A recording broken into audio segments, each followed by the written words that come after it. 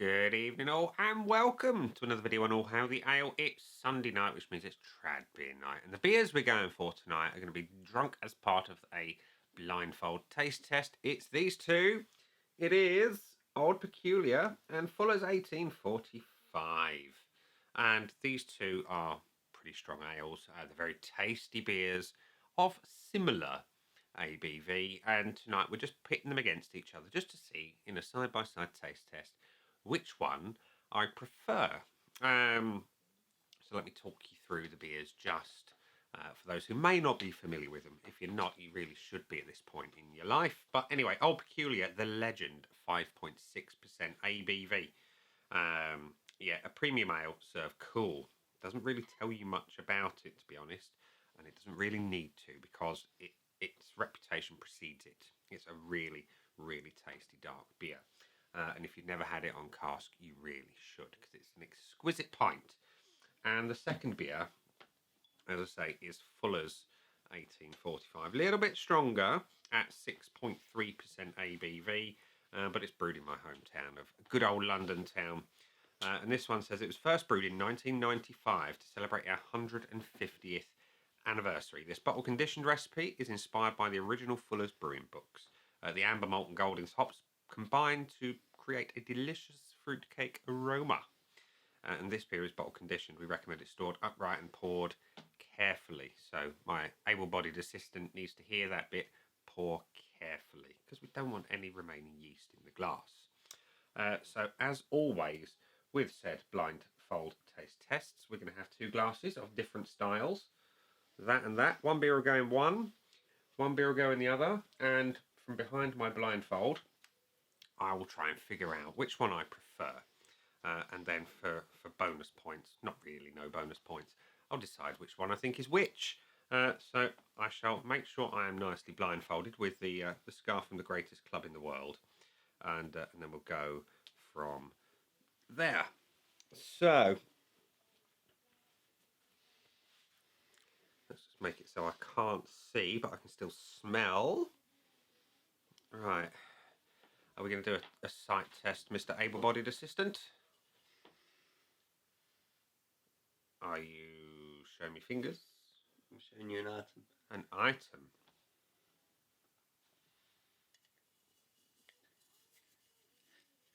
Oh, it's a can of WD-40. Okay. Right. That just makes it what I can see. I really can't see. I can't see how many fingers I'm holding up. Anyway, Josh, pick a beer, pick a glass, show them to the camera, and let the test begin. This beer shall go into this glass. Okay, so give me the glass. Ooh, we're going for my demi-glass first of all.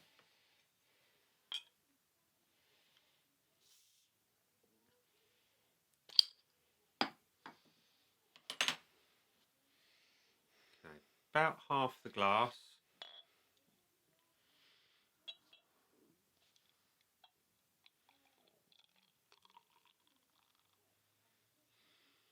Ooh, the anticipation is building. Okay, so that beer, the first one. And then obviously this one into the beer code glass. Right, so the glass. And don't forget to make a note of which is which. About half again. Tell me when it's ready.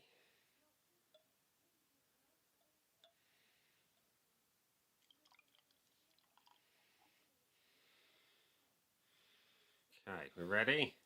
I want you to make a note on the scoreboard of joy. Which is which? I have. You have. Excellent.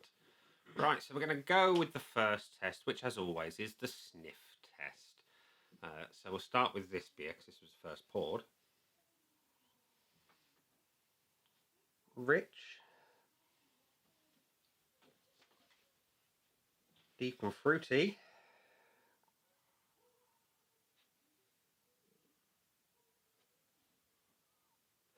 Slightly twiggy, whereas this one what one this is. Not going to reveal it to the end though. This one is stronger on the nose.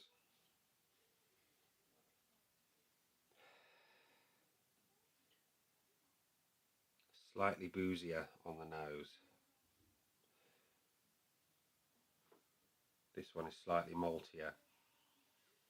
And it's all a point of preference at this point in time. It's a case of whichever you prefer. Do you prefer the slightly maltier version? Or do you prefer a slightly darker, richer, slightly more boozy beer? Decisions. They are a bit too different, really. But this is just for fun, remember. Malt or strength on the nose. I'm going to go for this one in my right hand, the second beer. Point has been noted. Okay, so the next test, we're going to do the taste test and then we'll do the body test second.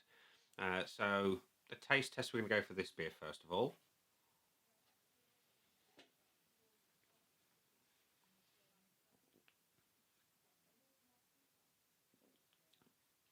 Malty, twiggy, slightly hoppy, and it's got a sweetness on the back end that's almost kind of crystallized sugar, which is not familiar. Now, I've drunk both of these beers in pretty large quantities over the years, which suggests to me that a recipe has changed.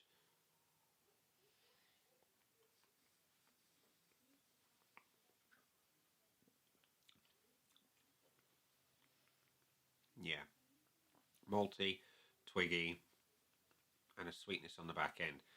That throws a spanner in the works because it's not as familiar as it should be. Anyway, second beer.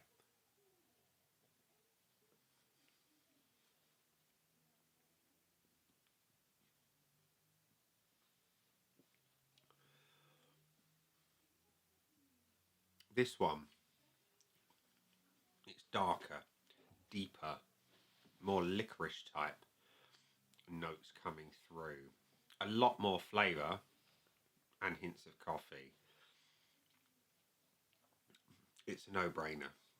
Second beer.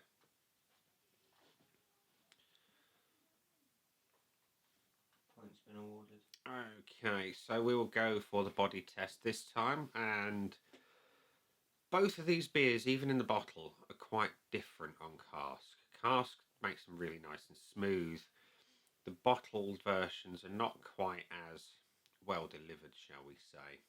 But nevertheless, this one first.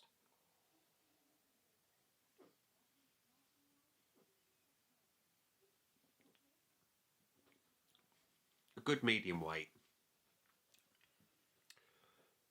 Carbonation is decent. It does have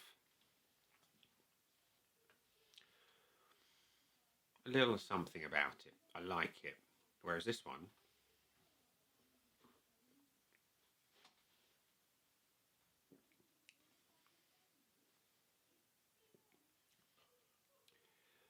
it's a little smoother, I think.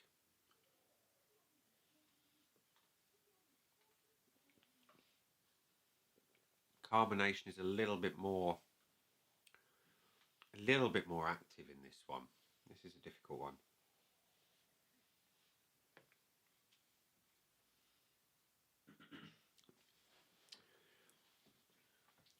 The weight is about the same. It's just a case of what kind of level of carbonation do I prefer. And I prefer the carbonation of the first beer. Point's been awarded.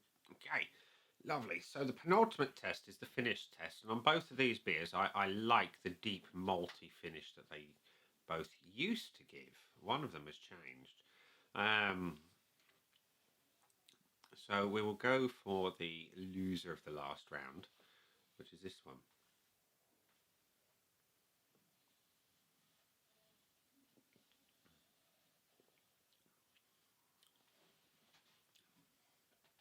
Okay. There's hints of coffee. There's hints of licorice. It's quite intense on the finish. There is a nice, pleasant bitterness coming through on the back end. And there is a nice hop presence as well. Proper old school hops, you know, classic British bittering hops. That's what I get from this one. Whereas this one,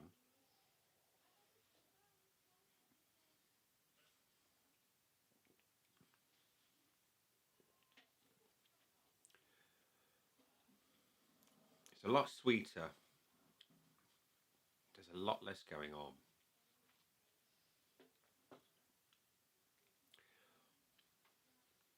There is a hint of bitterness, but nowhere near as much as this beer. So I prefer the complexity and the level of bitterness in the finish of the second beer. It's been awarded. Awarded, lovely. Okay, so now I need you to top up both beers, just so I can then perform the final test, which is the visuals. Which one do I prefer? So the second beer is going to be topped up first.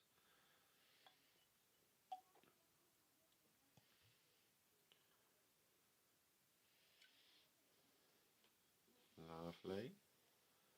And the first beer.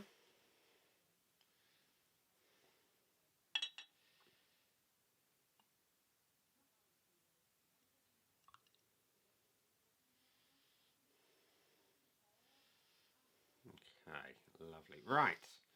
I shall now remove my blindfold and see which one I prefer the look of. Prepare my eyes for the fire of 1,000 suns.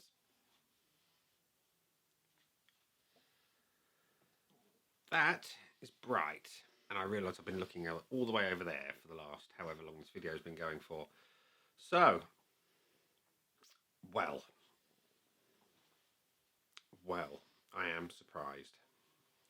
I am surprised in a big, big way. Okay, so visually, I prefer the colour of the old Peculier. And this one, yeah, it's a nice amber copper colour, a nicer, slightly off-white head. Not that there's much of a head on either, but for what we've got, the heads are about the same. It's all about colour choice here. As I've said before in many of my videos, the depth of colour kind of gives me confidence in a beer. I always prefer the look of a darker beer, and yes, I'm going to go for a point for this beer. So yeah, there we go. I am surprised. I am very, very surprised at the results of this one. That one goes there. That one goes there. So the winner is going to be the Fullers. Yeah, it did. The Fullers won. I was very surprised to taste the difference there on the old Peculier. Very, very surprised. That has definitely changed the recipe. It's a shame because on cask it's a fantastic beer, but it's been shown up today in this bottled version. I don't know if they have changed the recipe. So a quick look at the ingredients list. It doesn't actually tell you anymore. You've got barley and wheat listed as your allergens, but that's it. There's no mention of what they may or may not have changed, which is a shame because, like I say, on cask it was stunning. The last time I had it, which admittedly was last year, up in a pub in North Yorkshire, and it was glorious. But the 1845 has won the day in this particular contest because it's just got more about it. It's got a deeper flavour than the Old Peculier. Old Peculier on cask is a thing of beauty. 1845 on cask is a thing of beauty. And in bottled form, the difference is night and day. For the old Peculier anyway. The old Peculier has really suffered in comparison to the 1845. The 1845 just holds its own. Maybe that's the bottle conditioning that's just kept the flavour going, as well as delivered that little bit more carbonation, which, even though I prefer slightly less and a smoother body, something about it has made it win. So, as I say, it's not a case of which is better. This is just for shits and giggles. But today, the 1845 has won the battle of 1845 and Old Peculier. Now, I'm going to have to find Old Peculier on cask again and see just how different it is nowadays. May have to take a cheeky bottle into a pub somewhere, who knows, see if the landlord will let me, for paying corkage, and let me compare and contrast a pint on cask to the bottle, and then I'll have to head back down home and sit in the old Theakston Flyer and have a cask pint of 1845. So we're going to leave it there today and say, those are the beers. I've been me. Them down there are the buttons. You know exactly what to do with them by now. You've got your like, comment, dislike, and subscribe. Choose any combination of them as you wish. And me and my able-bodied assistant. Hi. We'll see you again soon for another one. Bye for now.